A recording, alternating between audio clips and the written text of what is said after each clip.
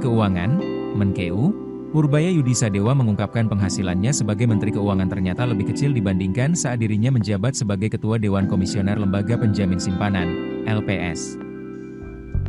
Padahal, menurut Purbaya, beban tanggung jawab seorang Menteri Keuangan jauh lebih besar ketimbang lembaga independen seperti LPS yang berfokus menjamin simpanan masyarakat di sektor perbankan.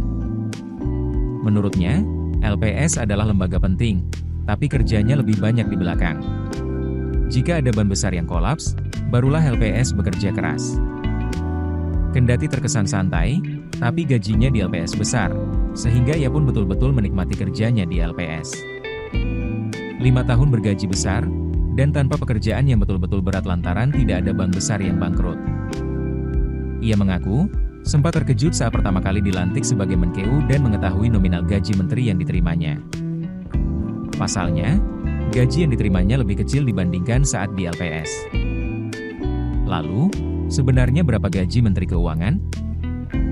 Besaran gaji dan tunjangan menteri di Indonesia sudah diatur dalam regulasi penghasilan pejabat tinggi negara. Ketentuan mengenai penghasilan pejabat setingkat menteri ini diatur dalam Peraturan Pemerintah, PP, Nomor 75 Tahun 2000 serta Keputusan Presiden, Kepres, Nomor 68 Tahun 2001. Berdasarkan regulasi tersebut, gaji pokok seorang menteri ditetapkan sebesar Rp5.040.000 per bulan. Selain itu, ada tunjangan jabatan sebesar Rp13.608.000 per bulan.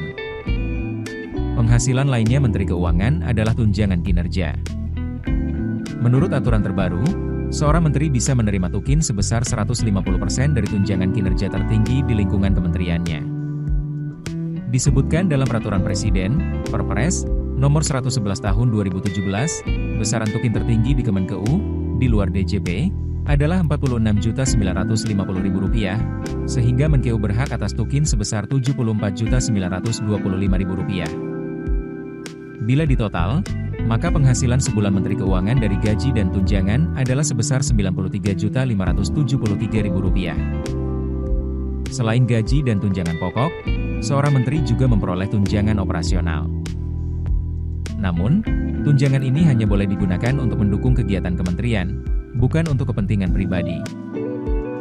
Besarannya pun bervariasi, tergantung anggaran masing-masing kementerian lembaga, dan nilainya bisa jauh lebih besar dari gaji serta tunjangan tetap menteri. Tak hanya itu, menteri juga mendapatkan rumah dinas dan mobil dinas. Rumah dinas pejabat setingkat menteri berlokasi di kawasan elit Jakarta, salah satunya di Komplek Widya Chandra yang memiliki akses langsung ke Jalan Sudirman dan Jalan Gatot Subroto. Seluruh fasilitas tersebut wajib dikembalikan setelah masa jabatan berakhir. Jika dibandingkan dengan pejabat lembaga independen, penghasilan menteri memang relatif lebih kecil. Ketua Komisi Pemberantasan Korupsi, KPK, misalnya, bisa menerima gaji dan tunjangan sekitar Rp120 juta per bulan.